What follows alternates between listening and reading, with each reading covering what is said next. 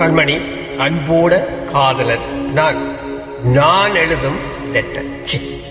மடல் இல்ல கடுதாசின்னு வச்சுக்கலாமா? வேணாம் வேணாம், கடிதம் இருக்கட்டும். படி. கண்மணி, அன்போடு காதலன் நான் எழுதும் கடிதமே. பாட்டாவே படிச்சிட்டியா? அப்ப நானும் மொத்தத்துல கண்மணி சொன்னல, இங்க பொன்மணி போட்டுக்கோ. பொன்மணி உன் வீட்டுல சௌக்கியமா? நான் இங்கு சௌக்கியம். அபிராமி அபிராமி. பொன்மணி உன் வீட்டு சௌக்கியமா? நான் இங்கு சௌக்கியமே. ஐயோ, உன்னை நினைச்சா பார்க்கும் போது கவிதை மனசுல அருவி மாதிரி கொட்டுது. ஆனா அது எழுதணும் உனக்கு அந்த எழுத்துக்கள் வார்த்தை.